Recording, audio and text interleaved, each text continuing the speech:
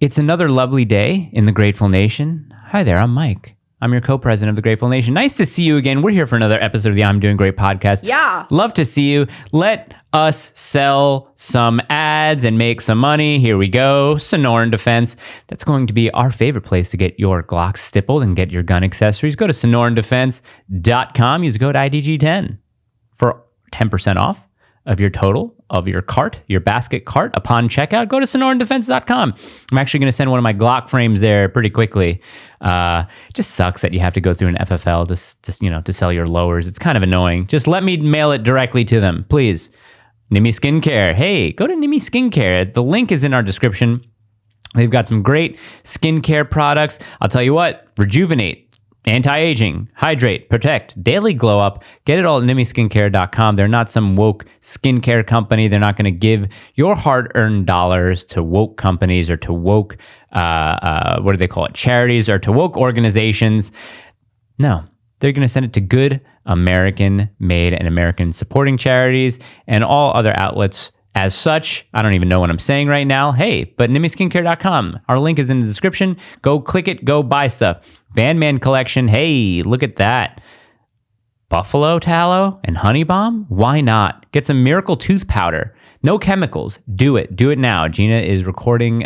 Ooh, look at the light. The light looks really good there. They can't see it because I'm selling ads here. And finally, guys, go to I'm Doing Merch and shop some merch. Keep the show alive. If you look at me right now, you can see that I'm wearing the Citizen of the Grateful Nation long sleeve t-shirt. I've been sent a lot of these pictures of people wearing the Citizens of the Grateful Nation t-shirt while they're working out. So guess what? Get swole for God, get swole for the nation, and then get in some good pumps right after that. Look, we put a beanie that's out there. There's a sale. Sale 100, code sale 100 gets you 15% off, and the 100th sale gets a really cool prize. What I'm thinking is the prize is going to be free entry to our event, December 10th. Speaking of our event, December 10th, listen, guys, you want to come to the God is Great, a Christian panel of theology. Here, I put it on the screen, and you could see, that's us. I put it on the screen, and you could still see it. Listen, I added 2 VIP tickets so a couple can come. So we've got two VIP tickets left, and then we've got a bunch of GA tickets still left, okay? It's a month away, guys. You got to come to it. It's going to be great because God is great. What do you think, Gina? I'm really excited about this event. I'm really excited, too. I'm pumped. Guys, just to tell you one other thing, please like, subscribe, hit the notification bell, comment on the videos because YouTube is 100% throttling us. And should we tell them what we're going to do? YouTube, should we announce it? Listen, guys, coming very soon. And it is purely because YouTube is throttling us, okay? We wouldn't have made this decision, any other way. But in the very, very, very near future, I'm Doing Great, not wholly, but partially, is going to be moving to censored.tv. That's right, Gavin McInnes and I'm Doing Great. We're going to have a weekly live show where you guys can call in. We're going to any question that is asked of us, when I put the stickers on Instagram and I say, hey, ask us a question, those are only going to be answered on our live show once a week on censored.tv. Don't sign up just yet because we're going to have a special code that's going to give you guys a link so that you can Please don't sign up yet until we give you the code. Do not sign up yet until we give you the code. It's beneficial for us if you wait. Also, our show's not going anywhere, but on YouTube, we're only going to upload to YouTube specific videos. So when we have guests, that's going to live on YouTube. IDG on the Street and IDG Does a Learn is going to live on YouTube. And then we have some very special videos that you're going to make coming up that are going to live on YouTube as well. Yeah. We just don't like being stifled, and YouTube is honestly really deterring us from getting our videos out. So it's getting bad. We're very happy to partner with censored.tv. We spoke with Gavin yesterday, and he's very happy to have us. Yeah. And if not, he'll fire us. Yeah. And now I told them on the phone yesterday, well, now I have a new thing to stress about, getting fired by Gavin McInnes. Now listen, Gavin said something else because we're going to talk about this guy. And Gavin said, wait. Are you only thinking about this guy because he reminds you of Gina? And I said, who, Gavin? This guy. This guy is the new face of Asian beauty. I got to tell you, folks. Stop Asian hate. Stop Asian hate. Look at that beautiful. Start Asian beauty. I wish I could be that beautiful. I do. I mean, maybe it's only because I'm half Asian. Mm-hmm. I'm halfway there. Honestly, Gina, I saw this guy and I was like, I don't know why, but your face popped into my head only because, Asian. And you're prettier than him. I don't know. Look at that hair. He's got a great hairline. Wonderful Does he hairline. really have a good hairline? Are you jealous of his hair? I'm jealous of his hairline. Yeah, I mean, look at that. Look at that physique, man. It's just stunning. It's stunning and brave is what it is. Did you see the Barely Informed with a Lot put videos up on Instagram yesterday about the Stop Erasure women protest that was going on in New York City, and a bunch of trans people showed up? Yes, the 3. Oh, yeah. Yeah, these hands, whatever. Yeah, these hands don't discriminate. No man wants you. That one. Yeah, they're doing what we're saying. You guys are doing what we're saying. We're saying, hey, don't erase women. And then men are showing up and saying that they'll fight people because we don't call them women. He said, I'm a beat your ass. Yeah. I'm a beat your ass. I would have loved to have beat some ass. I tweeted about this yesterday, and I'm not exaggerating. This is not sarcasm. I said, just a few short years ago, if you saw those 3 men doing that exact same behavior on the street, you would think to yourself, oh my gosh, those are crack addicts who belong in an insane asylum. Yeah. Like 10, 20 years ago, if you saw that on the street, you'd be like, those people are insane. And now they're activists. Now they're activists and they're stunning and brave. Yeah, now they are. And I tweeted, I said, open the asylums back up. I'm not kidding. For real. These people they have mental problems. They're mentally ill. Did you see the third guy? He was just like, he's got these fake little boobs because he's been taking whatever hormone blockers. And he was going like this. And Mark Lobliner tweeted and said, man, those are the worst titties I've ever seen in my life. Oh, did he really? You remind me of Larry David going like this with the bras. Oh, yes, with the bras. And then Susie walks in. What the fuck are you doing, Larry? Oh, she's so funny. I love Susie. Yeah. Susie nationalist. She reminds Jewish. me. She is. Yeah. So, Is she in real life? Probably. Yeah, you don't fake that. You can't fake that level of Jew. J. Oh, we're saying. No, wait. What? Which one? Can't drop a hard J. Is that the hard J? That's the hard J that I was talking about with Gavin yesterday. Yes. Ever seen that? We got to put the clip in the preview. There's a clip of Charlie and It's Always Sunny. Yeah. Where he's like, bro, you just dropped a hard J, man. I did it for the real. Right. Okay, there you go. cool. So we can now on that's the censored.tv, we can drop as many Guys, J's the as we want. censored.tv show is going to be great because Gavin said we can literally set up a call-in number. So we'll have a number that you guys can call in, get advice. Here, how's this? I'm thinking of for the next ID Gina on the Street video, I want to go to Vanderbilt and I want to set up a sign that says, I'm a dad, do you need advice? Oh. That would be kind of fun, right? That would be really fun. Yeah. I don't want to, the state of the world, I don't want to make fun of people. You know what I mean? I don't want to own people. That's not what IDG in the Street. We've Remember, also passed the peak of that. Yeah. Remember I said that I never wanted it to be that anyway? Yeah. So I kind of want to white pill the world, I guess. Man, I love that. Yeah. I do love that. I think that's what our show should be about. The white pill. Except when it comes to fatties. Yeah, no fatties. No fatties allowed. But it's only because we love them and because we love our country. We don't want fat people. What do you want to talk about first, Gina? You want to talk about the Trump announcement first? Sure. I watched it. I watched almost all of it. Yeah, I was just going to say I was a little bit bored. I have this weird feeling that maybe his handlers told him to cool it down and appear more presidential, which is the completely wrong direction in my opinion. Right. Wrong direction. Like if we want Trump back, we want the Trump who called Rosie O'Donnell a dog. Yes. You know what I mean? Or like, making fun of reporters who are not retarded. Right. But like they look retarded. Right. That's the Trump that we want to see again.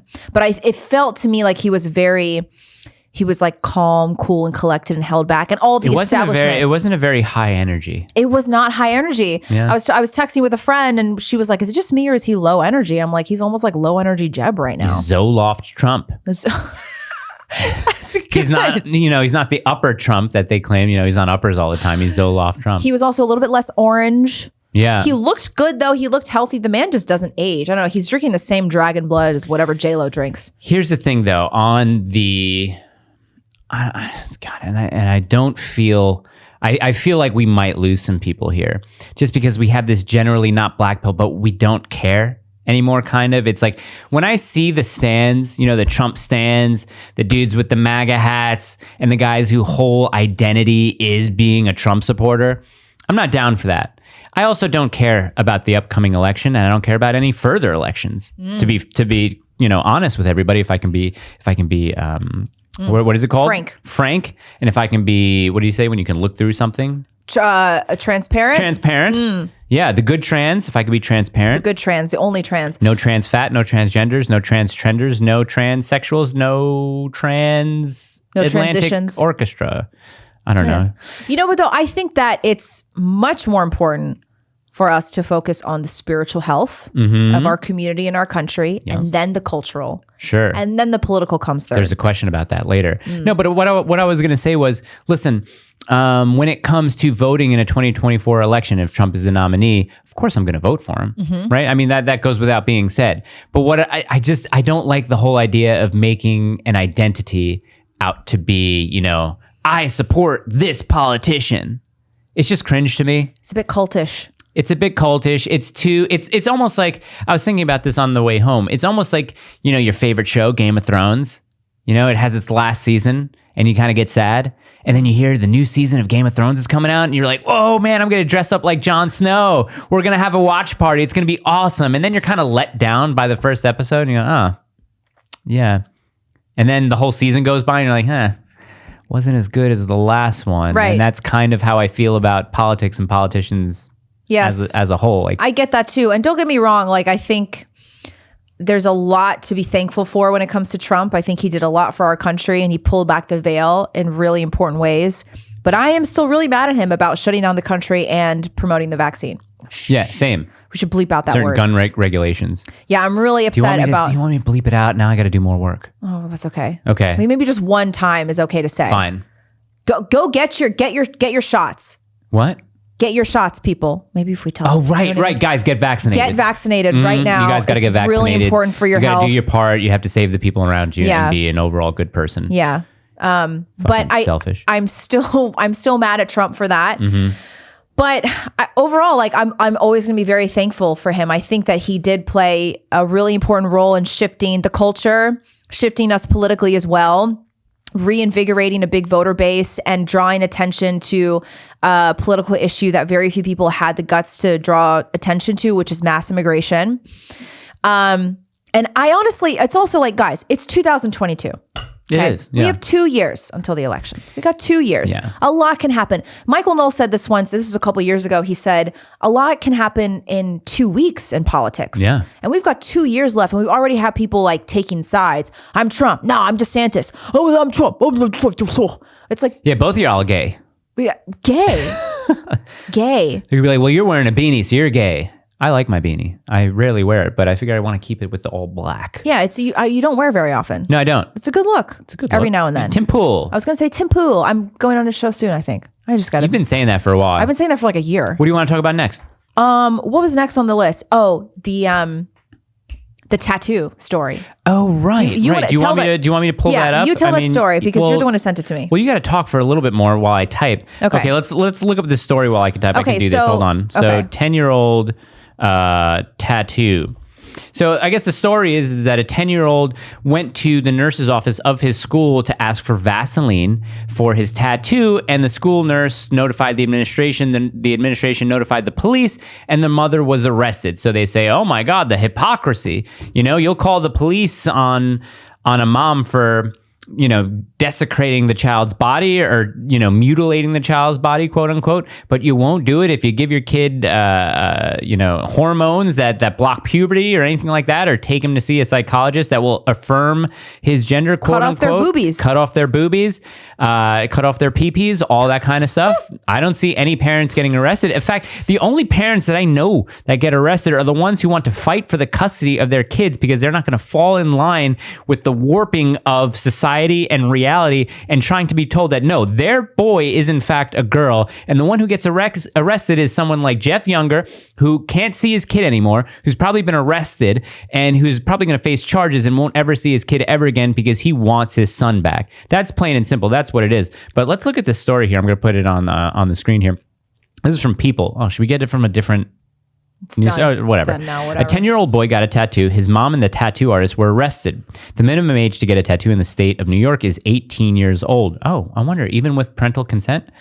Because I think with parental consent, you can get it, but that might be if you're, between 16 and 18. 16. Who knows? A mother in Highland, New York was arrested for allowing her 10-year-old son to get a permanent ink tattoo, though she says she was under the impression the boy was getting a temporary one. According to the New York Times, the 33-year-old mother, Crystal Thomas, was arrested in October after her child went to see his school nurse to get Vaseline for his tattoo, and the nurse called the police. Well, you should get arrested because you should dry heal your tattoos. You shouldn't put anything on it. Dry heal it. Oh, be a really? man. Yeah, I dry heal all my tattoos. Oh, you don't put Vaseline on it? I don't put anything on it. Why is that? Well, what I do is the artist will put the initial wrap on it. I'll take that off. I'll wash it off, and then I just let it dry heal. You just let it dry. I forgot just what let it I dry did. heal. No, I didn't do that with mine. People put Vaseline. People put the Right. Aquaphor. They have these new like jelly kind of like thin layer things that you Right. put them on. Yeah, I don't do anything. Okay. Just let your tattoo heal. Okay. If it's good for the people of the Papua New Guinea and all those kind of tribes that get Yes. tattoos for Yes. centuries, they don't have Vaseline. Or like the Christian Serbians and Bosnians. that Which Brian I'm was going to do, talking which about. a lot of people are like, no, tattoos are still gay. Listen, if I'm going to cover myself in crosses and, so the fact that no one can try to convert me or to enslave me, I'm going to do it. Do that again? Do the Dwight thing? We will prevail. Yeah, also, Ryan Johnson, you're pretty gay for changing your name, even if it's a publicity stunt to bring awareness to climate change. Like, he changed his name to, like, Oh my God. whatever. It's raining too much. Hurricanes are bad or whatever. What if... Someone tweeted and they High were like, soy that's energy. a really long way to say bitch. Yeah. Oh, it is. Good point. Back to the article. Other states have no minimum age to get a tattoo, so as long as the parent allows it. But the minimum age, the state of New York, is 18 years old, regardless of whether or not the child wow. has parental Okay. consent. Thomas told the Times the situation was a misunderstanding, and she thought her son was asking her to get a temporary tattoo. She said she supports age restrictions, telling the outlet no little child should get tattooed. So basically, I mean... Yeah, this is what the story is. The story is that people will get arrested for putting tattoos on their children, but they won't get arrested for buying into the idea that a little girl is a little boy. So, hey, let's start her on chemicals and drugs to castrate her and then to chop her titties off. Yeah. Totally fine and normal. Not at all. We live in a normal world. We live in a normal world that is very right side up. There's nothing wrong with chopping off your daughter's boobies, but there is definitely something wrong with tattooing your 10-year-old, your 10-year-old. I just like, how can people possibly, what are the mental gymnastics that people use to justify? Oh, I know. Because a tattoo isn't the same as having my gender affirmed. A tattoo is like, I can cover it up. A tattoo doesn't necessarily identify who I am, but I feel that I am a woman, so I Okay. need to justify that. That's but what it gender is. is a social construct. Why do you have to chop off your When you have titties? to change anything about your body. You are a bigot. You're a bigot. Transphobe. You're transphobe. Did you see Bo's latest video about bestiality? Bo Diddle? Yeah. Bo Diddle. Yeah. Should we allow the bestiality into the LGBTQ? And that dude's like, yeah, sure. I don't see why not. He goes, it is what it is. It is what it is. Satan is winning in certain areas of Yeah. life and of the world. Yeah. We have to defeat him. Yeah, that's why I'm saying the spiritual battle is much more important than the 2024 race. Mm-hmm. It is much more important. That's why I think it's much more important to hold events like this. God is great. The Christian panel. Those are Gina's note cards that she's going to write her questions on to ask of the panel. I love it. I can't wait for it. I'm So the really first excited. hour and a half is going to be the questions that we propose to the panel, have them discuss it. A lot of people are like, dude, you have Jay Dyer on that stage, man. It's going to turn into a debate. I'm going to say, no. I'm going to do my best to keep it a conversation, to limit the back and forths and just kind of help move it along. Yeah. Because if we get stuck going back and forth, it's not going to go Yeah, no, anywhere. no. And then the last half of it, small intermission, and the last half is going to be a Q&A from the audience. I think that's going to be great. I hope you could please come. Please come. Listen, if come. you know anyone who's going, you can't make it, maybe forward them your question so they can ask it in your stead. That would be nice, I think. Please make Yeah. a weekend out of it. Come enjoy Because it's Nashville. not going to be streamed live. Originally, we thought, yeah, let's stream it live. We're not going to do that. No. No. We're going to put it on YouTube in 2023. Make the time to come. Listen, it's an awesome... I think the fact that we're doing it on a Saturday between 2 and 5, it's a great event to plan maybe a dinner around, to plan a weekend around. You know, you show up Saturday morning, check into your hotel, come to the event, have a nice dinner, spend the Sunday, go to church. Maybe you come to church with me the next day. I don't know. There you go. Maybe. Well, I mean, we're getting our daughter baptized the day before. Day before. Should we go to church again on Sunday? Yes. Yeah. You go. You go again. You go again. Okay, and you bring your new little Christian with you. Yes. Isn't that great? Oh my gosh, she's getting baptized. She's getting baptized. That's I wish so she can wonderful. do like the Eastern European dunk. You dunk it. Yeah. Fully submerged. Get him in there. You know what I kind of want to do? I don't hope that I witness this.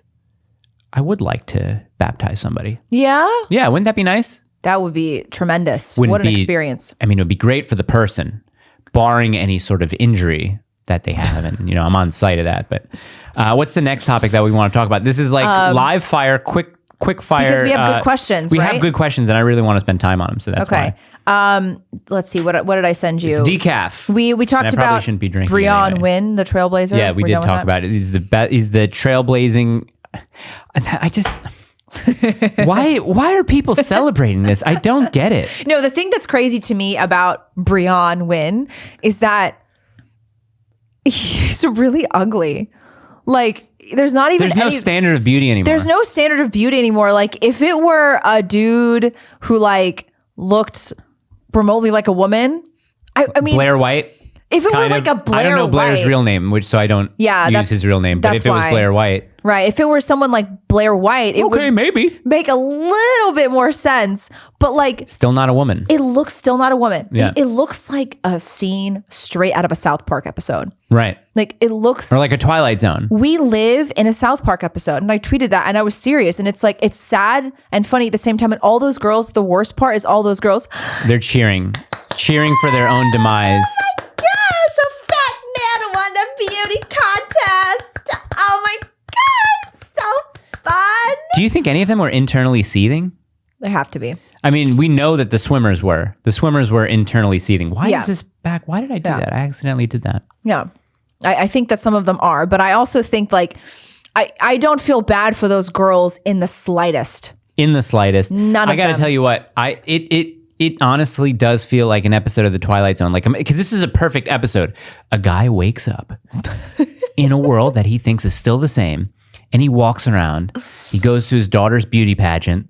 And honestly, I mean, you're putting your daughter in a beauty pageant. I mean, where are the parenting on that one? I don't think you should, especially if they're minors.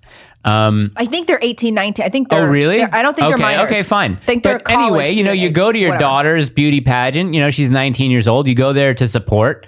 And some fat dude wins the event, and everybody around you is clapping, and the roses, she gets the roses and the crown, and you're looking around going, The fuck? "What did I wake up?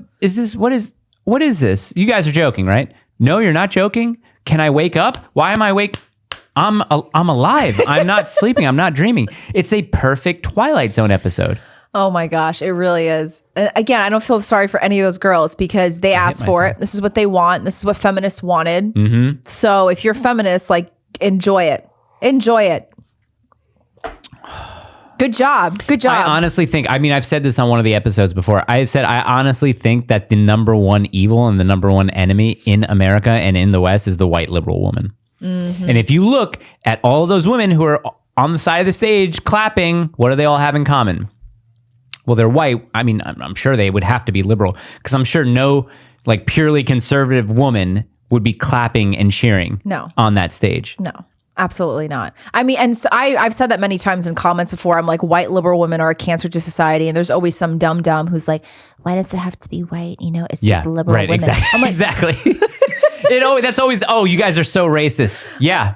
Yeah. In that aspect. Yeah. And we are talking about white women because statistically, did you see the results of the midterms? It's like an overwhelming amount of white, unmarried liberal women voted in Dems. It's like they are the cancer to our society. They are the perfect example of why women should not vote. Yeah. Women shouldn't vote. You guys think that we're being satirical or you think we're joking? No, I'm don't even being dead serious. A lot of men shouldn't vote either, Right. but I think that just blanketly. Just as, a starter into the conversation. It's also, women no vote. Can I just say something about the women not Sure. voting thing? Like, it's actually a relief for you as a woman. Mm-hmm. Like, it's a nice thing to not have to worry about politics or candidates or have to do your research. I mean, they don't do the research anyway, but you get what I'm saying. Like, it's a nice relief to not have to be in the trenches of politics and worry about that. Yeah. It's like, it's a really nice thing. Like, don't you want to be able to focus on nurturing and your family and homemaking? I mean, because those are all really busy things. Like, wouldn't you want to focus on your passions more and be able to do the things that you love instead of worrying about what's happening politically? Like, it's a burden to do that. Like, it's not like it's fun for men to have to go to war or men to lead. It's not fun for men to have to be in charge. Like, those are things that take a lot of brain power and a lot of energy. Like, it is actually, wouldn't it be a relief that you don't have to worry about it? Like, let your husband go out there and vote. And even if you are a working woman, it's one less thing you have to worry about. Exactly. Yeah. Like, if you want to work, fine, whatever. But like, it's, again, one less thing you have to worry about. And you can also go to sleep knowing that the country is going to be a better place because all you dum-dums aren't there voting for Beto. Was going to say, the most evil person is the white liberal woman. The most annoying person is the Asian liberal woman. Asian libs are so annoying. Are they? Yeah. Do you think it's just because, like, I think it's because... I think it's because of the edgy desire to rebel from your immigrant parents who work so hard. Yeah. Just like... can we talk about that like horrible piece of shit that eulogized her father? Can we talk about that? I know you guys have probably seen this story. Talk a little bit about it because you sent it to me and I'll bring it up. Okay, so I saw this from Libs of TikTok. There was a girl, she must have been 19 or early 20s, who was delivering a eulogy at her father's funeral. This girl is half black. She looks black, but her father was obviously white because she was talking about how he's a white racist. And she just goes on this tirade about how her dead father, her deceased dad, is a Trump-loving, hateful racist that she's going to take all of his money from and use it to, I don't know, make the world more black or something. I mean, it was just like... A woman has gone viral after sharing a video that seemingly shows them trashing... Immediately shows them. Wait, is the New York Post adhering to her pronouns? A woman has gone viral after sharing a video that seemingly shows her trashing her own father at his funeral, branding him a racist, misogynist, xenophobic Donald Trump supporter. The shocking clip, shared by self-described black supremacist Sangan the Sunflower, oh, so stupid and gay, has clocked up more than 1.6 million views and sparked widespread backlash after it was reposted to Twitter by the controversial conservative account Libs of TikTok on Tuesday. The speaker, who has not disclosed her name, age, or where she lives, was unapologetic about her harsh and hateful remarks, captioning the clip, "Friendly reminder that IDGAF and will say what needs to be said every single time." And I think our reaction to that was, wow, if I was her dad, I'd be glad to be dead too. Yeah, you texted that to me, and I had just read a tweet right before that said, I would rather be dead than have a daughter like that. I'm not going to... I don't want to play the clip because I don't want to... No, it's really horrendous. What it is, it's like, it's the perfect reflection of how... Oh, they're they, them. Our society has convinced, oh, she goes by they, them. That's why the New York Post did that. Like, look at her. Look at that. I mean, for those of you who are listening and we're looking at her TikTok and she's screaming. Like typical BLM supporter. Yeah, just screaming all the time. Is this her dad? My dad? My dad, he, look under there. What does it say? My dad, haha, you said underwear. Well, your dad died. Oh, geez.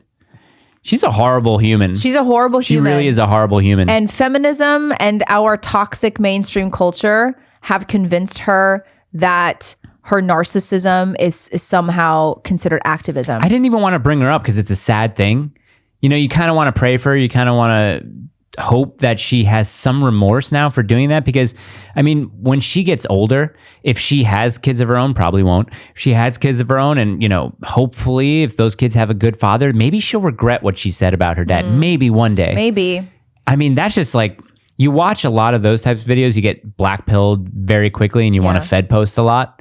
But not a very ugly person in body and soul. I can't believe, like, who would want to highlight that? Who would want to put that out there? I'm surprised nobody at that funeral got up and pulled her off. I was... like, if she had brothers and sisters or anything like that. Too. Was she adopted or is she... Like, it's just horrible. You never say that about your father. Yeah.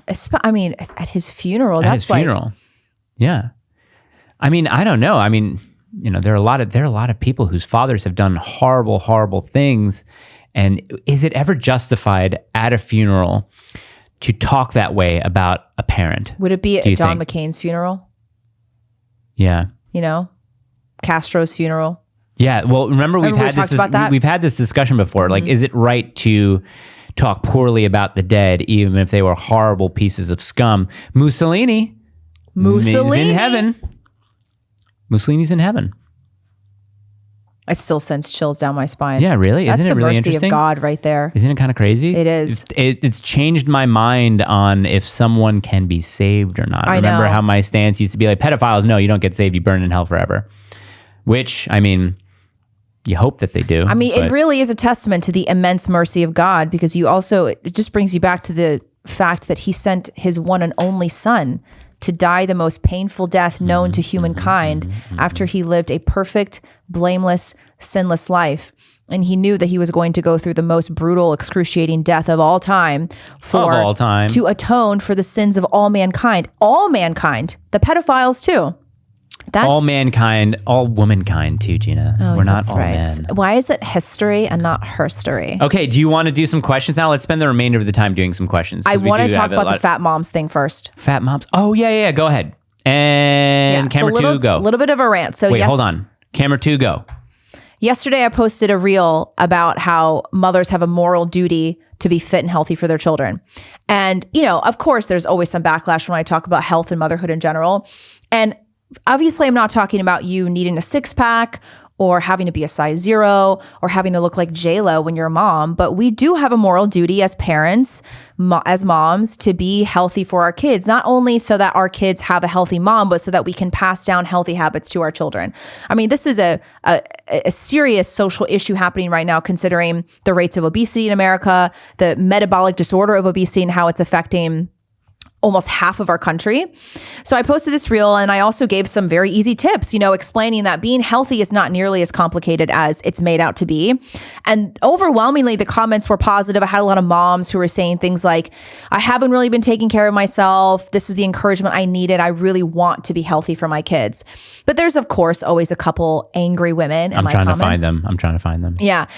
So there's this woman who went on a rant. She actually did it like in a response to someone else's comment. Oh, darn it. Okay. She went on this rant about how she called me naive, she called me arrogant, and she called me obnoxious. And she said that I'm insufferable and she can't listen to me anymore because I've become this obnoxious person. And she went on this long rant about how she has twins who are 3 and she has a third child who's older. And so motherhood absolutely is an excuse to be unhealthy, because I have no idea what it's like to have multiple kids and to struggle with my health. And, basically telling me that because I only have one kid, I'm not allowed to have any say about it. And it was one of those angry rants. I literally responded to her and I said, I hope you feel better and best of luck to you. That's all you can say to these people. But was it a long rant? Because I'm trying to find it. It was a pretty long rant, but it's like one of those things where you have to look at people's reply. That's what I'm doing. Yeah. Her handle was something about like flowers or something. But her comment is a direct reflection of 2 things. Number 1, the toxic online mommy culture. There will never, ever be enough qualifiers to make a woman, to allow a woman to speak about motherhood and health in general. There will never be enough qualifiers. So if you don't have kids, you're not allowed to speak about motherhood. You've never experienced having a kid, so you're not allowed to talk about motherhood at all. If you have one kid, still not enough. Having one kid's really easy, and it doesn't even compare to the moms who have multiple kids, right? If you have 2 kids, still not enough, because you don't know what it's like to have twins that you're nursing and a toddler. If you have 3 kids, still not enough, because you have no idea what it's like to have 4 kids under the age of 6 or whatever it is. That's why toxic mommy culture, there will never ever be enough qualifiers to allow a woman to talk about motherhood and parenting and health in general. And number 2, it's a reflection of the entertaining narcissism of women. These moms think that they are the first women under the sun to ever struggle with kids. Mm-hmm. Like, they think that their struggles and their suffering is so special and so unique that they are the exceptions to the rule, that because they have gone through all of this unique challenge of not being able to breastfeed and having multiple kids and having these life challenges, that they are the exception to the rule, and it's okay for them to be unhealthy and morbidly obese when they have kids. And a lot of these moms, they look at my page and they see that I'm healthy and that I take care of my kid and that I didn't let myself go during pregnancy and postpartum. And they have no idea what I went through last year to bring my daughter into the world. No idea. They have no idea. They have no idea the darkness that my husband and I went through last year for the first few months of my daughter's life while we were taking care of both of my parents who were on the verge of death. They have no idea that my mom was admitted to the ICU 2 days before I gave birth, and that I was literally pushing my daughter out of my body and thinking about how I didn't get to say goodbye to my mother and I have to plan her funeral with a newborn. They had no idea how my husband was spoon feeding my dad and begging him to drink water because my dad wanted to die because my mom was on the verge of death. And that my mom came home from the hospital when my daughter was 6 days old, and I had to turn my guest bedroom in my home into a hospital room. And people talk about this newborn bliss, right? The phase of the newborn baby where you have this new baby, you do a lot of skin to skin contact and you get to know this child that you've carried around in your belly for 9 months. And it's this beautiful, pure time that you have that you're never going to get back. I didn't have that. I didn't get that. I didn't get to spend any quality time with my newborn in the first month of her life because my husband and I were running around like headless chickens trying to make sure that my parents lived.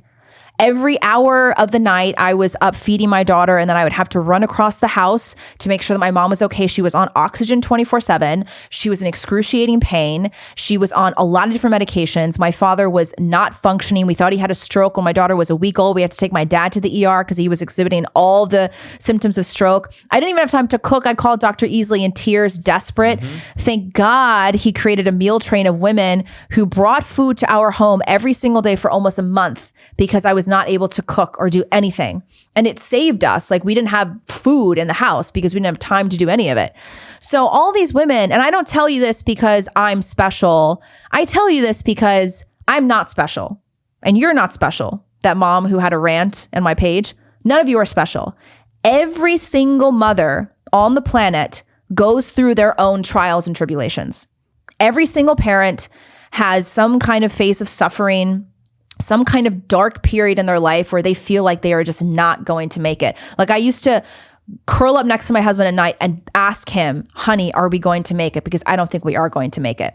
I had every reason to get fat. Every reason. I didn't have time to go for a walk. The only food that I was given was like lasagna and casseroles and enchiladas, and I was grateful for it. And I just ate it. I just practiced portion control, and I didn't eat like an asshole. And I gained over 40 pounds during my pregnancy, but I didn't have a problem losing the weight during postpartum. Like, I say this again because I don't want pity from anyone. I don't want anyone to think I did anything special. I'm saying this because no mom is special. You're not special. Motherhood's hard. Welcome. Oh, you have some stuff going on. Things aren't going great. Your husband got laid off. You have a child who's sick. You have twins who can't nurse. Welcome to motherhood. Your suffering is no different and no better and no more unique than another mom's suffering. Like, what I went through as a mom is no different from what Carly went through. Different. But one isn't better than the other. Right. One isn't worse than the other. Nope. So I'm so done entertaining these moms who have so much self-pity and they're so narcissistic. They think that their struggles are so special and so unique that they are the exception to the rule, that mothers should not be obese. There is never an excuse to be obese. There is never an excuse to let yourself go and let your health fall to the wayside, because guess what? In 5 to 10 years, you're going to have another period of suffering. What are you going to do then? You're going to let yourself get 100 pounds overweight then? And it's not even about you. The reason why I'm so passionate about it is because it's not even about moms at the end of the day. You're setting up an unhealthy lifestyle for your children. Where were all the fatty moms like 100 years ago, I was just gonna 50 say that. years ago? Who had 10 kids? Right, exactly. Where were all those fatty moms? Yeah, where are all those obese moms? They were too busy and active taking care of all those kids. Yeah, and cooking and cleaning and sewing clothes and washing clothes. And then there was like... I was going to say you got a little fatty during that, but you came around. Good for you. I came around. I was fat. I gained like 45 pounds during a pregnancy. When I had Rosie, I was not in good shape. I didn't have time to do any of that stuff.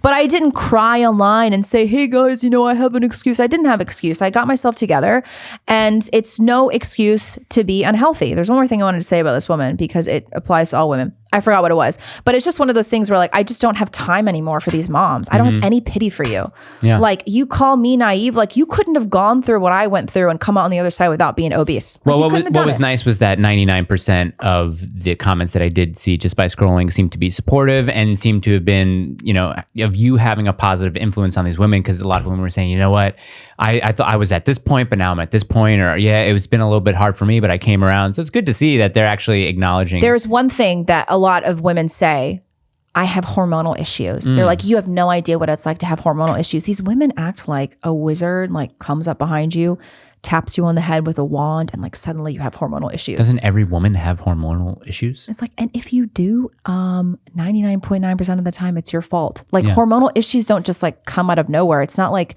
you just like suddenly wake up and you like, it's because of your lifestyle and your diet. Yeah. And so all the women who are like, you don't know, this doesn't apply to women who have hormonal issues. Like you have obesity. You are obese because you have hormonal issues. Yeah. And you have hormonal issues because you don't take care of yourself. Right.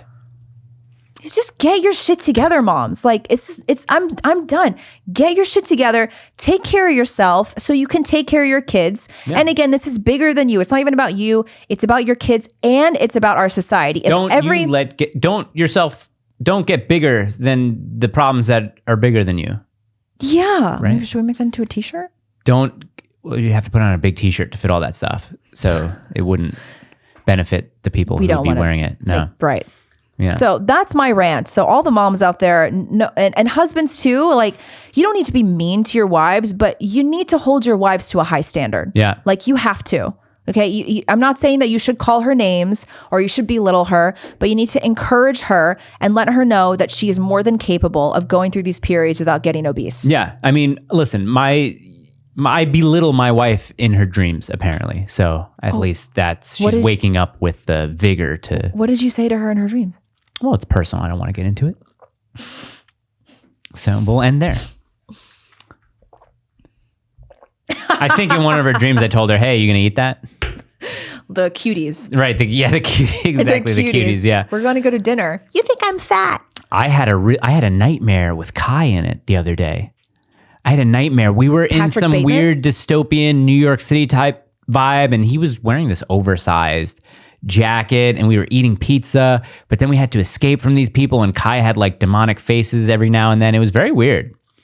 Kai, what's going on there, bud? Yeah, are you okay? Sometimes Kai's okay. Sometimes you have dreams like that, and maybe there's some demon who's like coming after Kai. I saw this meme that was like, absolutely no one, and then it said something like it said something like spiritual dreams, and then it was a deer with an owl with an armadillo all stacked on top of each other at night looking at you with like beaming eyes. It was kind of funny. Anyway, let's get into questions. Sounds creepy. Here we go. This is a question I think you might be able to answer better than I can, but C. Fi said, what's Mike's opinion on if Rome were to allow female deacons and or priests, deaconesses? What would be my opinion on them? I mean, we can point to Paul saying that, no woman shall have authority over me as a man, or you can point to a number. Paul had some things to say about women, especially in the church and how they should act in the church.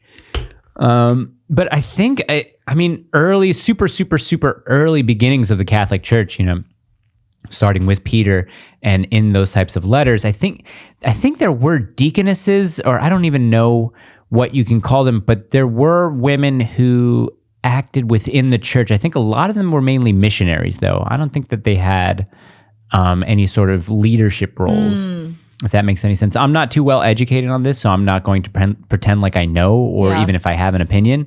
All I know is that they're in the Catholic Church, not Anglican. In the Catholic Church, there are no female deacons and or priests, so why change that after 2,000 years? Yeah, I mean, I just don't. Why? There's obviously a very good reason. Don't do it. Yeah, no. This is a question for you, Gina. Abby Game, what do you know about colloidal silver? Not much. Not much? Not much. I mean, I've only heard of it when people are like, you have a sore throat, take colloidal silver. Yeah. That's all I know. I take a spray. David Bless, 2005. How can I convert Mormon friends that are jokingly interested in Catholicism? Well, you know what they say about jokes. It's an easy way for people to be honest with you, is to tell a joke. So, maybe they're really wanting to be Catholic. I don't know. Listen, are you John the Baptist? Should you be going around baptizing all your friends or trying to get them to convert? I think if people are really, truly discerning, then I think you can get involved there. But what would you say to that? I mean, I think it also kind of depends on people's personality. There's some people that are really driven by history and logic. And then there are some people who are more driven by like experience, And so it depends on what your friends are. If your friends are people who would really respond to learning about the history of the church and learning about the Reformation and how that led to so many different denominations, and how the church that Jesus founded was the church that we are meant to be a part of as Christians. Like they might respond to that. And then, but you might have friends who are like more on the experiential side. And then you can talk more about like the sublime experience of participating in the ancient church that Jesus Christ founded. What's very interesting about Mormonism is it doesn't come from Protestantism. It's not one of those denominations. It's just something that's completely on its own. Yeah. Right? Isn't it? It's just kind of find weird. Yeah. It's almost like, because, you have Protestant and then a lot of them. Yeah. But it's not even like. Who founded Mormonism again? Joseph Smith? Joseph Smith. Yeah. Was he a Protestant? Should we find that out? Should I look at that? I think so. I mean, he definitely wasn't Catholic or Orthodox. I think he was Protestant. I mean, let's see here. Yeah, it's a lot of the early reformers, their followers complained that they didn't reform the church enough. Yeah. Like Luther, Zwingli, and Calvin, all of their followers complained later that they just didn't reform enough. And then it just kept spiraling. The Reformation just kept spiraling and spiraling and spiraling more out of control until it got to. I don't want to read any of these articles. But I mean, I think it's a safe bet to say that he was maybe. Protestant. Yeah, well, a lot of the churches at the time in America, I think, Catholic Church really didn't start to spread in America until the mid 1800s anyway. Though a couple of the founding fathers, I believe they were brothers in Maryland, were Catholic. Okay. Signers of the Declaration, I believe. So there were two Catholics in there. Right. I forget their names. You can be more than welcome to look them up. What does this say? Chrism 0501. How do I refine my faith when so much science contradicts the Bible? This is a very easy question that you need to answer. How much physics, how much chemistry, how much science is in the Bible? Zero. There's no science in the Bible. The Bible is a historical document. Okay, so science cannot contradict the Bible because there is no science in the Bible. I'll leave it at that. True science just reveals God's nature. That's all it is. Good way to put it. That's really all it is. I mean, and people think that science is somehow separate from religion. No, it's literally the way that we uncover God's nature. There might be a little bit of astronomy in there. They saw a bright shining star a couple of times. Led the kings to go, visit Jesus for the birth. But yeah, there's no science. There's no science in the Bible. Yeah. Science contradicts it. Okay, good for you. Should Candace Owens be Trump's VP or DeSantis? This is from Cassidy Burley. Well, if Candace and Trump ever become friends again, then probably not. Yeah, I also think she's just too good for the VP. She's also she doesn't need to be involved in politics. She's got way better stuff going on than being VP. I agree. Did you see Ivanka Trump's message? Ivanka announced that she's not going to be at all involved politically. Great. Which is kind of like... Awesome. Kind of makes you think, it seems like his family didn't want him to run again. Well, yeah. Well, anyway. I mean, her and her husband, get the hell out of here. Narik Shmad. Well, I don't know what this means. Can you react to Taylor Swift's new song, Bigger Than the Whole Sky? It's really beautiful. I don't want to play it because then we'll get copyright. We'll get a copyright thing. The only new song I've heard of Taylor Swift is, Hi, it's me, I'm the problem is me. That's nice. What a beautiful voice. That's the catch like sometimes Taylor Swift will have a catch. Yeah. And like I was getting my brows done 2 weeks ago and I heard that catch on the radio. I was like, what's that? That's kind of cool. And then I listened to the whole song and it wasn't that good. So I'm not really interested in any other Taylor's new songs. But That's a really good question. If you could, from Narik again, if you can build your dream house, what features would it have and how would it look? That's cool. Yeah. Like dream house. Yeah. One thing I really want is the bedrooms to have I don't even know how to explain this, like the insulated walls that blocks out EMFs and Wi-Fi. Okay, cool. So that when I go to sleep and when like my daughter and future kids go to sleep, like all the EMFs are blocked out. Yeah. Carly doesn't, my phone is maybe like 5 feet, 6 feet away on my dresser. And she's like, I don't even like that. You bring it in here. Turn it on airplane mode every night. Okay. Every night. I mean, we used to turn the Wi-Fi router like ring notifications, someone's at the door. I mean, we have our doors barred. That's why I'm thinking about getting a landline. Oh yeah. For emergencies if anyone needs to reach us. Cool. I'm thinking about doing that. Okay, so anyway, that's one of the features, but what else? Obviously a sick gym. Yeah. Where there's also like a place with mats where we can roll and drill jiu-jitsu stuff. Oh, this is a fun question. Why don't we do this? Like our dream, right? Let's say 20 acres of land. We can both build houses upon it. We can have our own little community. It's all better said than done. But I mean, yeah, that's Goats like one of those great things. Like I would love to have a house on at least, 20 acres or something like that. Huge detached garage that you turn into podcast studio. You have a little golf simulator in there. Little home gym, that would be nice. Yeah, I want to have a really fun playroom for kids with no TVs or electronics. Well, the playroom is the outdoors because we are surrounded by land, which would be great. That too. As far as features in the house, I mean, a great kitchen, a really upscale kitchen would be great. Open, like an open floor, I like so open that floor plans the kitchen and like the living area and dining area. Yeah. But yeah, I mean, I think 2 bathrooms are a must. Yeah, I don't even do you do the his and her bathrooms? Do you guys have it? We do that. Yeah. Mine's separate. All my business is across the house. Yeah. We have a half bathroom that's like right outside our bedroom. Right. My husband uses that. That's what I do. Mine's on the other side of the house. Thank goodness. Yeah, that's nice. Yeah, right? Yeah. We also have another bathroom where our daughter's room is over there. That I'm telling you, people, the key to a long and lasting relationship, a marriage, it's not love. One of them, the foundations of them, is a separate bathroom. I really think so. It definitely helps. A dream that I've always had since I was a kid is a pig named Cedric. I would just always, my husband and I were animal lovers. We've always wanted to have animals, cows, pigs, horses. I'd want my dad to goats. design it. He's an architect. So I'd love to have my dad design it. Yeah. Can he design my next house? He could. Yeah. For real? Yeah, you just have to get an architect here to sign off on the plan. Is he expensive?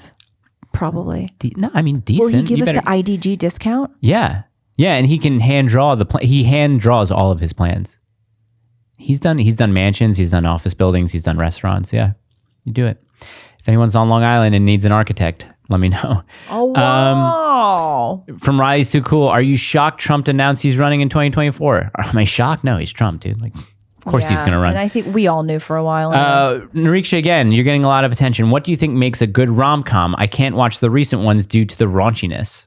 I agree 100%. I think the early 2000s or early 2010s had some of the best rom-coms. How to Lose a Guy in 10 Days, 27 Dresses.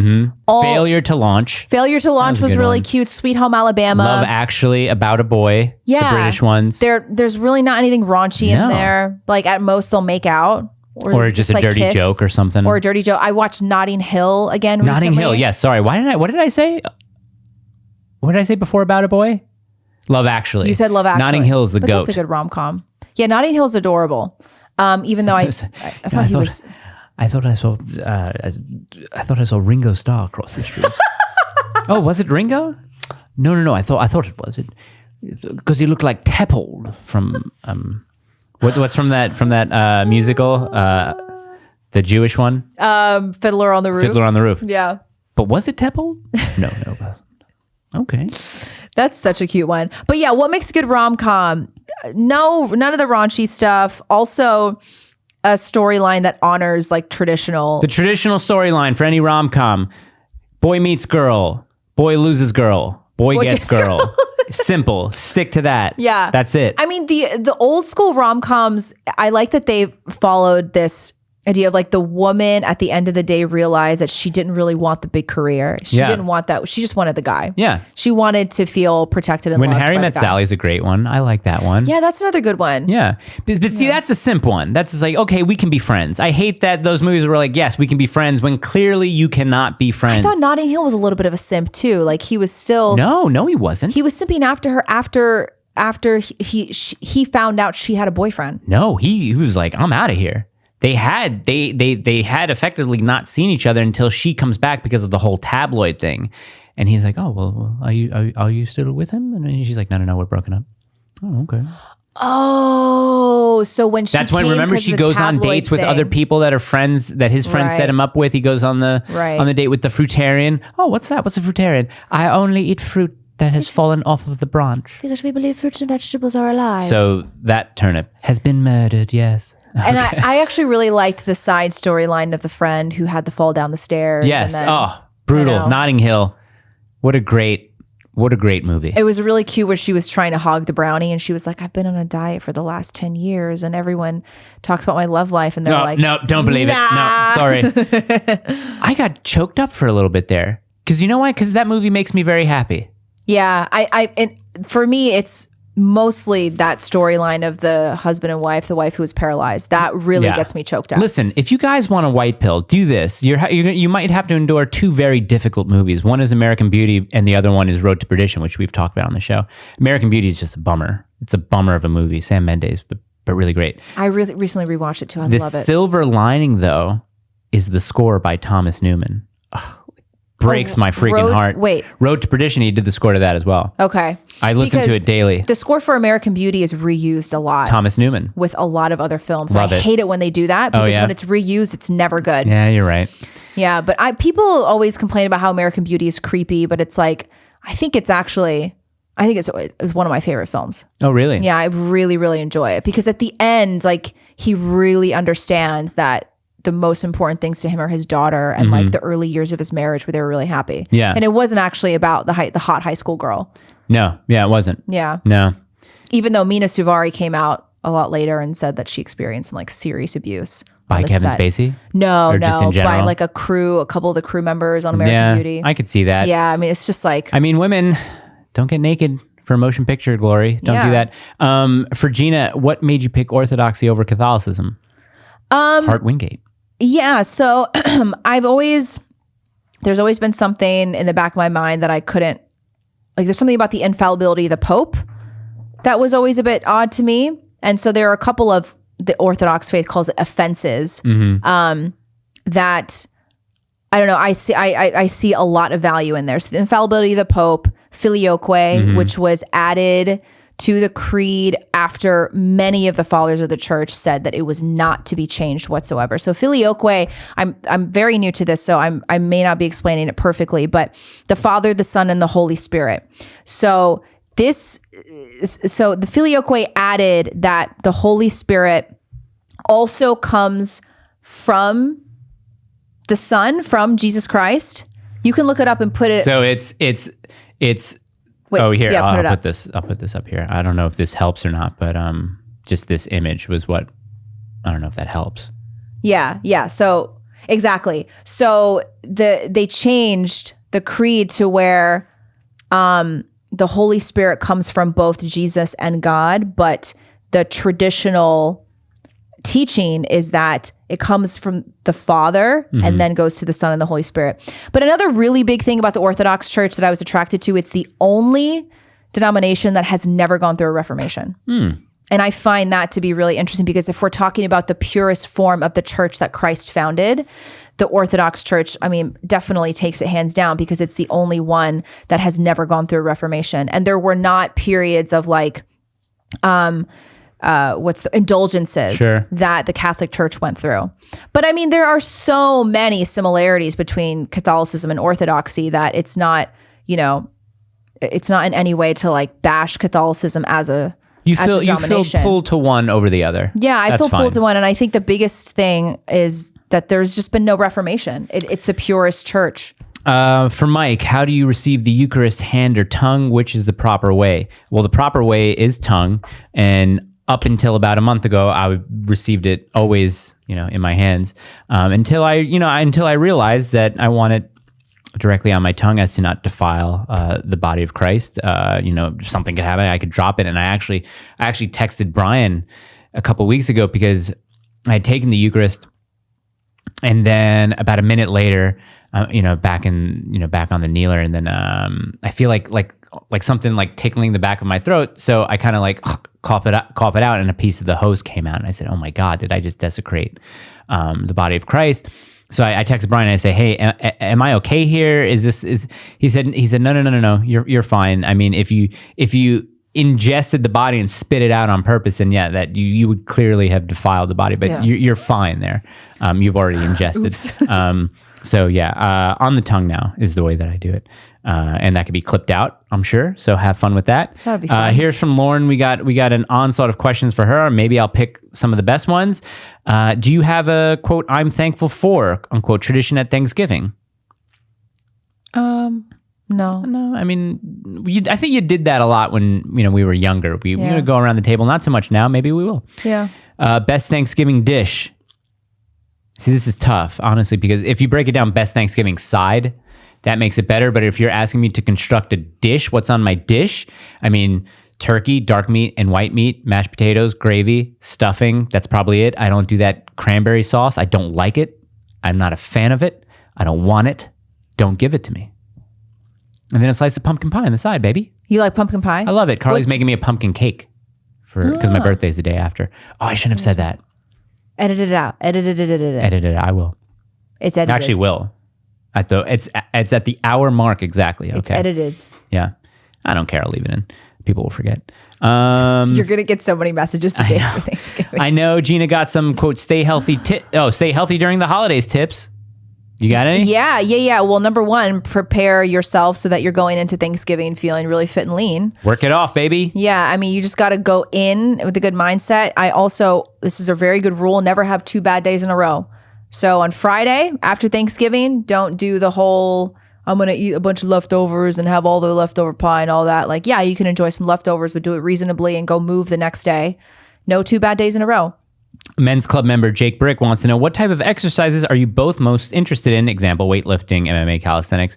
Listen, Gina had recommended a gym to me. I'm going to check it out. I did email them to take a tour of it. They're doing like renovations, so it's not going to be ready until December. So I'm still gonna go there and check it out and join it. But that's probably why they renamed it. Because when I sent it to you, it used to be Carruthers Farm Fitness, and now it's like APO. Cool. Or something. You just doxed the gym that I'm going to go to. Oh, we definitely I'm not editing it out now. There's too many things I have to edit out. I don't even remember the first thing that I was supposed to edit out. They don't even know what city it's in, though.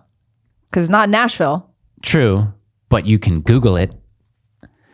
But yeah, I'm most interested in probably getting a little swole. I want to put on at least 10 to 15 pounds of muscle. So I'm going to try and do that. I'm interested in GOTA. GOTA's my new thing now. What's that? GOTA, greatest of all time athletes. Oh, really? They study the most injury resistant athletes and the way that Aboriginal people move. Oh, yeah. And you can really see how the modern lifestyle has completely wrecked the natural movement patterns of humans. And that's resulted in a lot of chronic pain and injuries. Have you ever seen that reel? Carly just sent it to me recently. It was a guy talking about some tribe where I think it's in South America, where he says these people walk 17,000 steps a day on average. This is what they eat. It's pretty much a high paleo diet. And the scientists that were studying them asked them about insomnia. And they said they don't even have a word for it in their language because they all sleep so well. Yeah. Also because they probably get a ton of sun too. I said that to Carla. I put on 10 to 15 pounds of muscle. She's like, you have to eat. You don't eat. And I was like, I eat. And she's like, you don't eat enough to put on 10 to 15 pounds of muscle. Do you realize? 10 pounds, you got to eat like thousands of calories a day. You got to wake up as soon as you get up and eat. You got to set an alarm. I want to wake up and go work out. No, you got to eat before. If you would, then how long do I have to wait? Because I don't want to work out on a full stomach. Well, you don't have to eat a lot, but you got to eat like you can have like a protein shake before you go, or like a couple of eggs or something. Like eggs. You got to eat, but for you're gonna have to set alarm. Remember Prison Mark? Yeah. He struggles to put on weight. Oh, probably similarly to you. I mean, but yeah, he wants to put on more weight, though. But he has to set alarms on his phone every few hours to eat. Wow. He has to eat like 3,500, 4,000 calories a day. He trains like a maniac. That's what I'm saying, yeah. Okay. But, you probably need to eat 3,000 a day at least. Oh, Adam Bagnall wants to know, does eating vegetables make you gay? Kind of. Okay, there's that. Listen, though, what is it? You don't thoughts need on vegetables. Trump DeSantis 2024? There's a lot of questions like this. No thoughts. Do you not listen to the show? No thoughts. We don't care. We ban thoughts. We ban them. Well, there is actually our out of context asked us a thoughts question, but he gets away with it. He's the only one who was allowed to do it. Congrats, Gina, on the imminent conversion. Was Catholicism ever a legit consideration? I mean, it kind of goes back to that other question. Yeah, well, it was. We went to a Catholic church for a while in D.C. I went to a Catholic Bible study for a while. It was definitely, in the cards. But is it time? This is from Nathan Vincenzo. Quella ora para... This is a joke. Is it time to stop all the Trump-DeSantis banter now that Trump has announced for 2024? No. Wait, to stop the banter? Yeah. Stop all the banter. No, it's just getting started. Okay. 2 years left of the shit. Yeah. Jeez. Diane Annie. Gina, is Dietary Supplement Listing Act of 2022 an overreach to line Big Pharma? I don't know what it is. Let's look it up. The Dietary Supplement Listing Act. Okay, now I got to look something Is that the up. one where they did the conference where they decided that the word healthy is only going to be labeled on Introduced certain in foods? Senate on 4/26/2022, this bill imposes various requirements on dietary supplements, including by requiring the person, an individual or entity, responsible for introducing a supplement into interstate commerce to register the supplement with the Food and Drug Administration. Oh, so now you're going to have to register your supplement with the FDA in order for it to get approved in order to sell it across state lines. So, of course, that's lining Big Pharma's pockets, because those are the people that have the resources and have the connections at the FDA to make it easier for them to make the dietary supplements. That's kind of annoying. I mean, that's from an idiot's point of view. I have no idea. But I think it's the right point of view, probably. Probably. We're just idiots, though. What do we know? Okay, this is a thoughts question. No. Oh, here's a good question for you, Gina. Okay. This is from Silvana. Whereabouts is Gina's family from in Italy? Calabria. Oh, Calabria. Mm-hmm. Oh, okay. Bene. Yeah. Are you? I actually meant to ask you if you watch White Lotus White on Lotus. HBO. The new season? Watch the new season. They're like it's in like anthology, so they're not all related. Right. Okay. But it all takes place in near Sicily. I forgot the name of the little town, but it's cool because it's all Italian. Another men's group question from Justin Gachaba, who has a fight coming up and we're rooting for you. What book has influenced you the most? I don't want to lie and say the Bible because I haven't, I'm not a good Protestant. I haven't read it front to back yet. Okay. So just give me time. I say this on the show a lot. The book that has influenced me the most is Unintended Consequences by John Ross. Go read it. Go take a month out of your year to go read it because it's a big book. What about you? What book has influenced you the most? I mean, other than the Bible. Oh, I know. It's the guy that you always bring up about conservatism, the first conservative.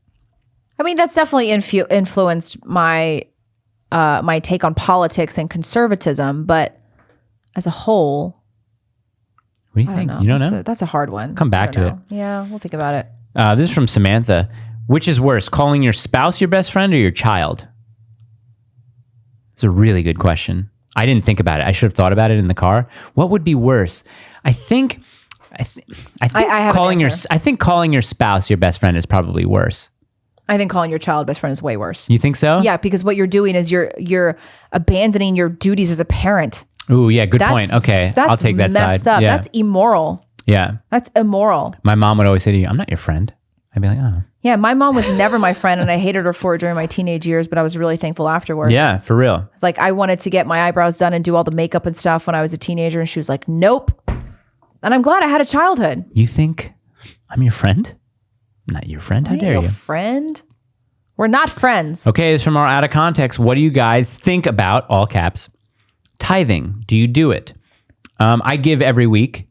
Our church has, the little envelopes that you put money in, and for the 4 Sundays out of the year, you give during the collection, and then they have 3 other envelopes for maintenance, for missions, and stuff like that. So I give. I'm not going to tell you what I give, but I give every week. Yeah, we have a monthly donation recurring to Dr. Easley's church. I mean, mostly because they did so much for us last year. I don't think my husband still volunteers there. He'll do like the audio videos. Stuff like that. But I mean, we're definitely going to be giving to. What's the normal tithe? It's like 10%. They would say. Yeah.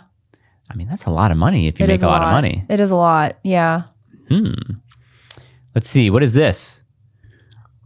Sam. Oh, I haven't been paying any attention to that FTX dude, Sam Bankman. I don't care about crypto. I'm not interested at all. Yeah. I could not care less. What's some of your favorite things about being a parent?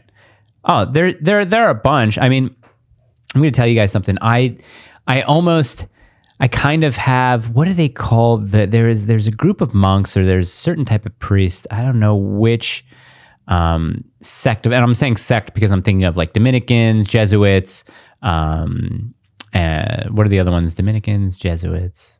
those types. But they're the guys that would flog themselves. They would kind of harm themselves while they're praying to remind themselves how Christ suffered when he was before he was crucified. But self-flagellate, I think I don't know what it is. Self-flagellation. But there are times that I feel like doing that because, oh, you did that. That was so bad. You should be a better father, be a better father. Some of the great things about being a parent are those little milestones, I think, that you get to be there for. First steps, first words. The first time your child knowingly smiles at you is a big one because they do it all the time. When they're super, super little, they're not doing it on purpose. They're just kind of smiling. But there's there are really a lot of great things about being a parent. I don't know. It's hard I can't to even say. put it into words. There was a Vogue interview of Kanye when he was still married to Kim. You know how they do the 73 questions? Yeah. And so the guy was like, what's the best part of being a parent? And Kanye goes, my kids. Yeah, exactly. Yeah. And the people were all like, that's like such a dumb, mean thing to say. And I'm like, no, I get that because it's so hard to say what's the best part of parenting because it's all of it. It's like the moments where I'm always the one who puts my daughter to sleep for naps and at nighttime. Yeah. And just the way she looks at me. Yeah. Just the way she looks at me and touches my face and she smiles and she's so happy and content. Yeah. And she'll like laugh. Sometimes she'll go, yeah. she just gets so excited. And like seeing her discover things for the first time, like taking her in a little ride for her in her little car that she loves. Like it's all of it. It's hard to pick and choose. Yeah.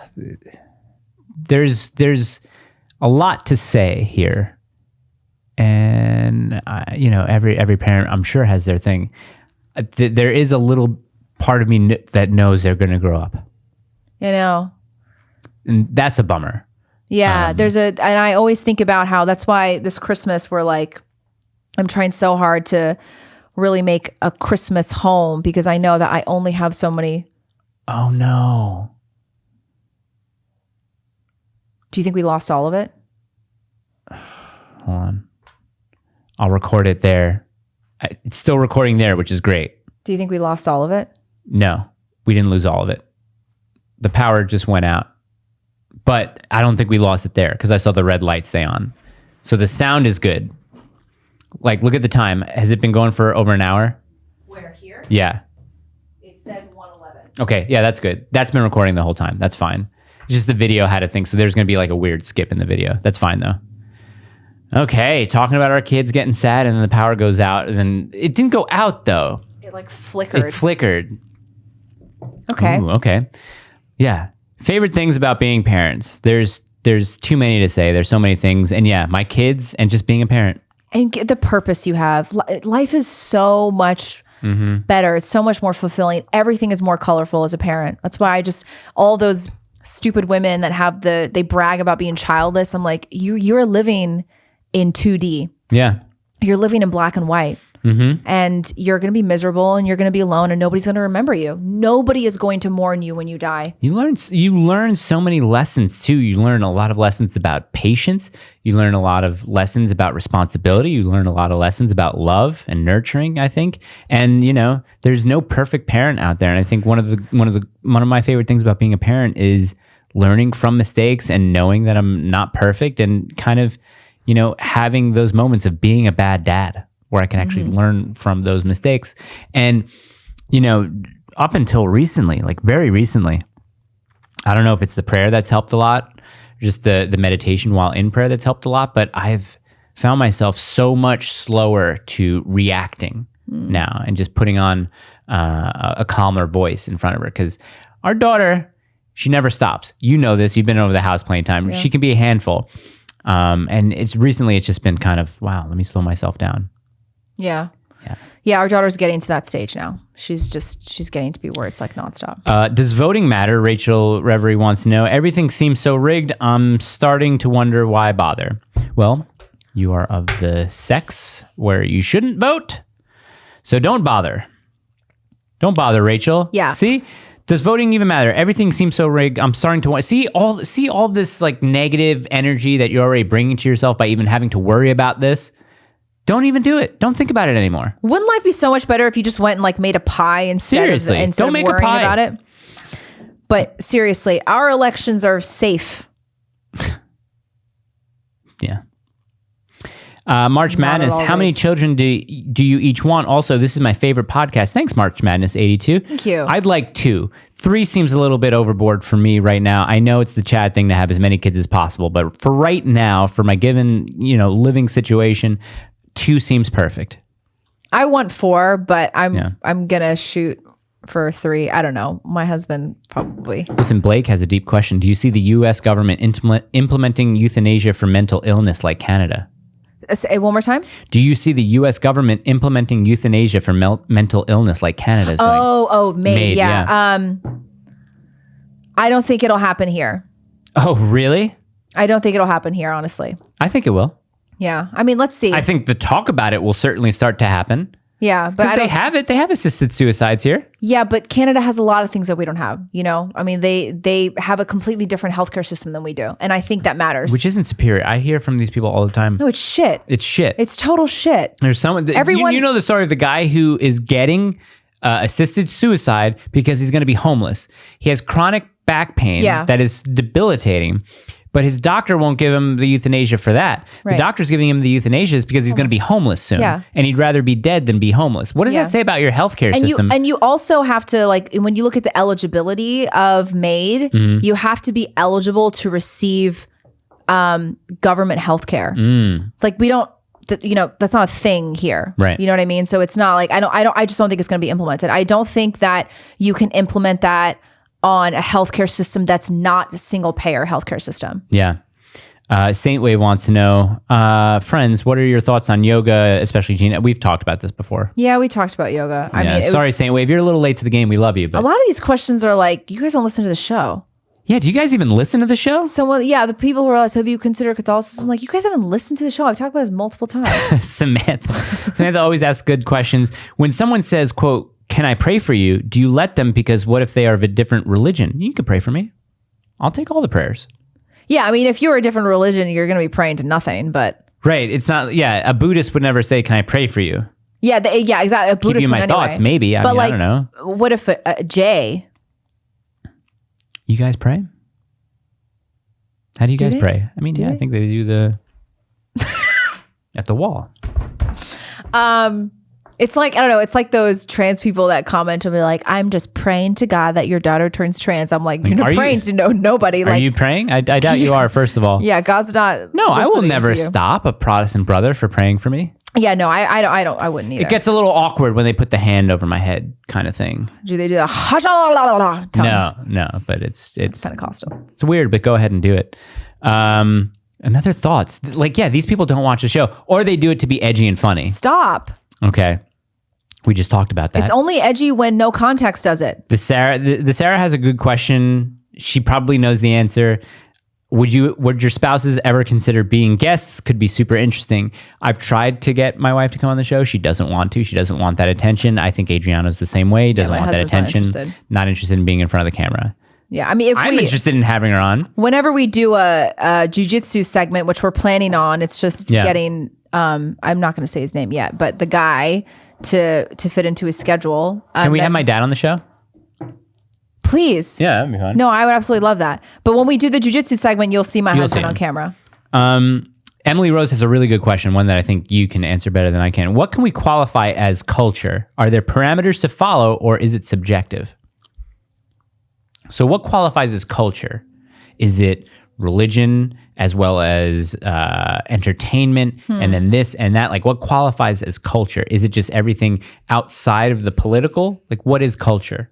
I mean, I honestly hate these questions because we all know what culture is, but it's like you want a definition. I don't know. I don't have a definition for you. No, I don't even feel like bringing up. I don't feel like bringing up a definition because I do feel like we know what culture is. We're living in the culture. We know what culture is. Yeah, you know what culture is. We don't sound like learned scholars right now. We apologize. Yeah. What book is everyone reading and enjoying lately? Oh, well, everyone knows I'm reading Rock and Sand, which is kind of long and dense, so I'm still in that. But I always read 2 books at the same time. A second book I'm reading right now is called Genius Foods. Oh, cool. Genius Foods by Max Lugavere. Excellent book to... I always keep on thinking we're having him on the show.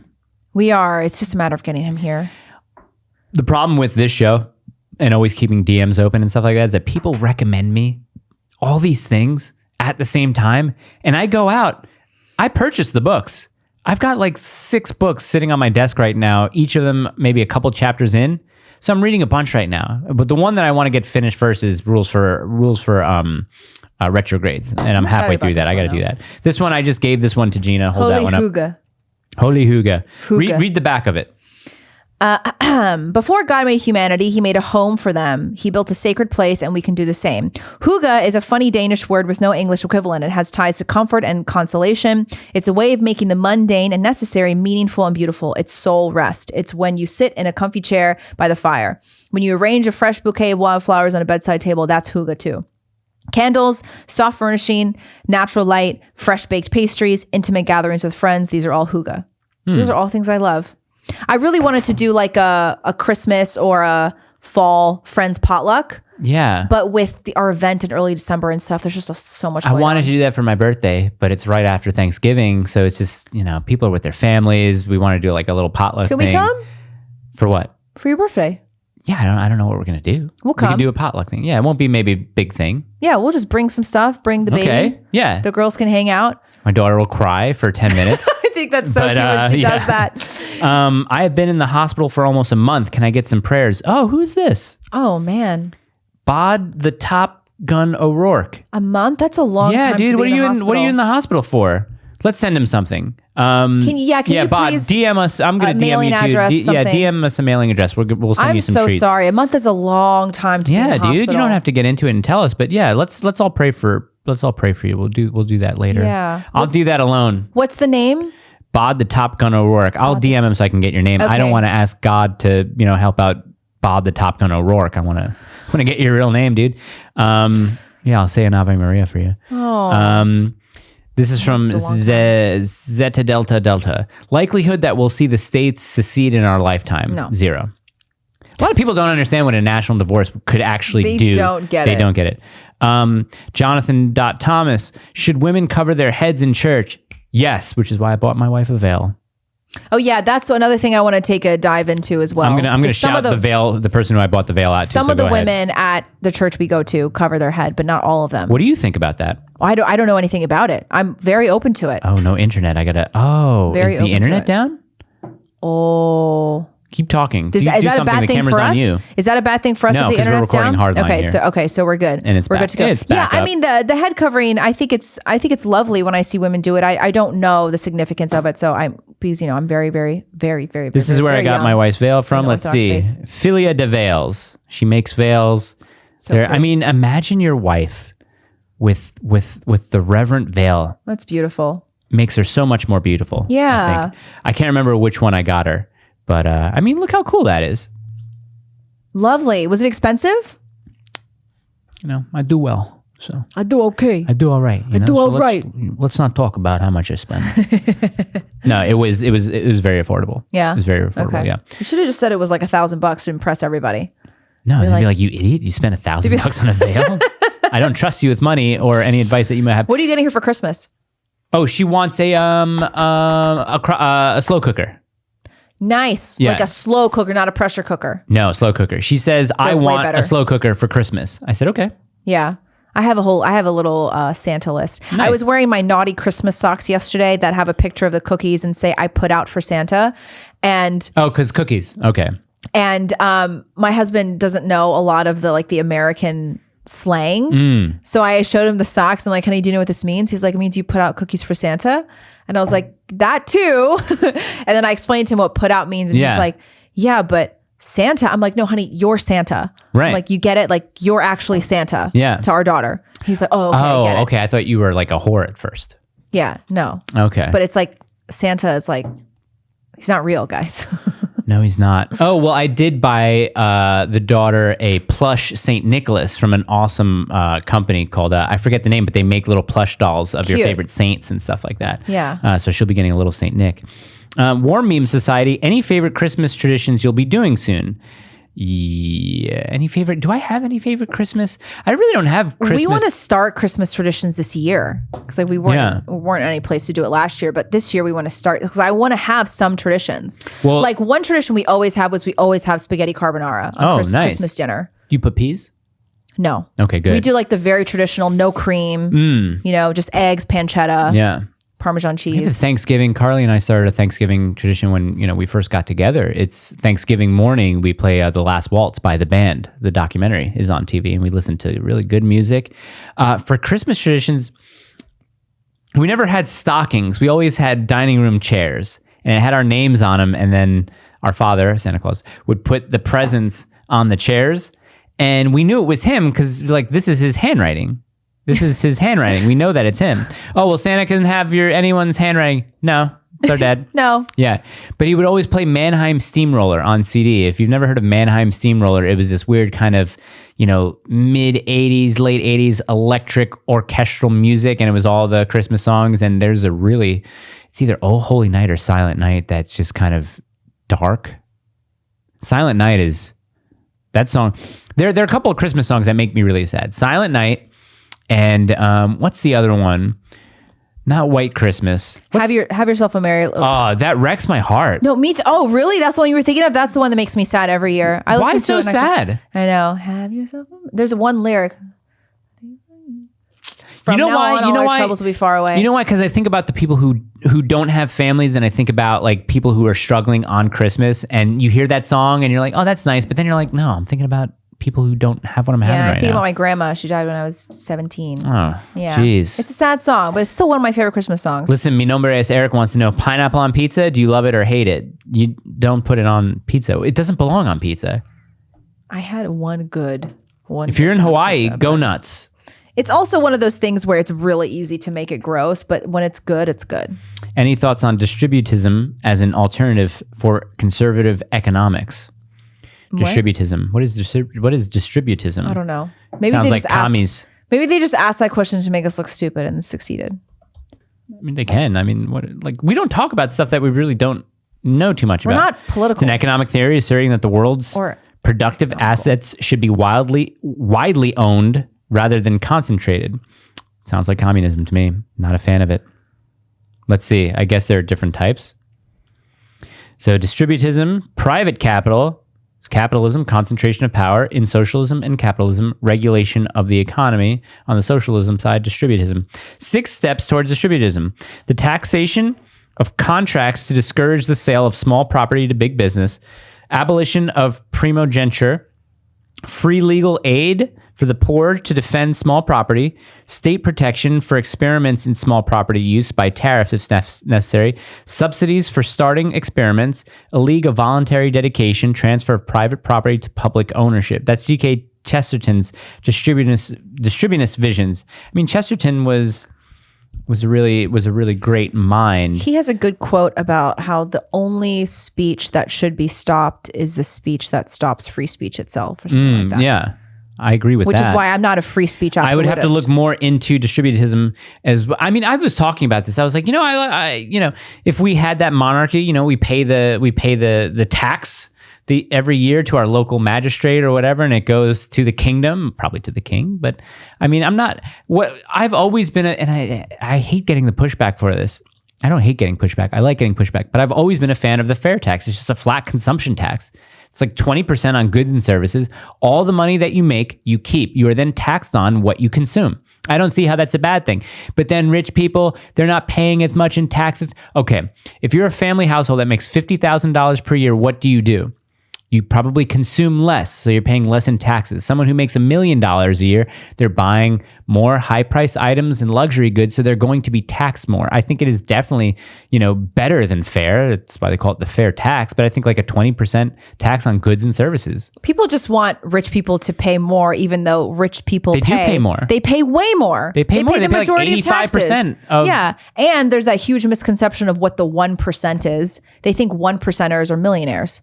Do you know what the top 1% is? Yeah, well, that's talking about the world, yeah. No. In America. Oh, really? They think in America. Oh, yeah, the top 1% is anyone who makes over what, like 240,000 or something like that? Or it's 400,000. Okay. That's not It's a lot. It's a lot of money, right? Compared to compared the to what people we're who they told think. it is. They think that the 1% are like billionaires. They're millionaires.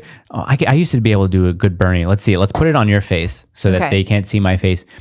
Well, hold on. I've got to get into the Bernie. He's gathering it. Ask me a question. Be like, hey, Bernie, how do you feel about billionaires? Billionaires. Okay. Hey, Bernie, how do you feel about the rich paying their fair share of taxes? Okay, let me tell you something here, Gina. Okay, what we have to do, you have to understand one thing. The millionaires and the billionaires, they're not paying their fair share. Okay, so what we have to do, we have to make sure that they're paying the fair share. They have to be taxed more. About my 3 houses, I don't know. Not so much, okay? Don't talk about my houses. We're not going to talk about that right now. Okay, but Gina, let me tell you one thing. The hands How are do you think good. is that? The hands were good. I feel like seeing it visually helped. There's a comedian who got owned on Joe Rogan. It was kind of funny because they were talking about Bernie or something like that, and he was like, "Yeah, I'd vote for him. I had him on my show." And then the female comedian was like, "Hey, I had my mom on my show. Nice flex, but okay." And then Joe was like, "Yeah, so anyway." And I just want to be like, "Don't be comedians, women. You're not funny. They're not funny. You're just not funny." I may have wrecked that, but like I said when we had Ty the Fish on. Yeah. I don't find female stand-up comedians period, to be funny. I mean, are there any? Well, Natasha Leggero is kind of funny. Yeah, but then her act got kind of old after a while. Yeah, I mean, she was kind of like almost like a one-hit wonder. Yeah. Have you seen Ty's Girlhood? Yes. Isn't that funny? That's funny. That's so funny. Let's go. Listen, I still think Can I Help You is a great name. Gavin texting me in the middle of our show. Gavin. What do you think about Can I Help You? I think it's kind of cute, but I also am committed to brand continuity. We got to keep the brand. I always thought I'm Doing Censored was funny. Because it's, I'm funny. doing merch as I'm doing merch. I'm doing Grey's Our Show. And now we have doing Censored is kind of funny. I'm doing Censored. Did he just randomly text you yes. that? Yeah. I can't believe he What doesn't should we say to him? I'm going to send him a voice note. Be like, "You're still thinking about this, huh?" What should I say? What should I say to him? Tell him that we're very happy that we're living in your head rent free.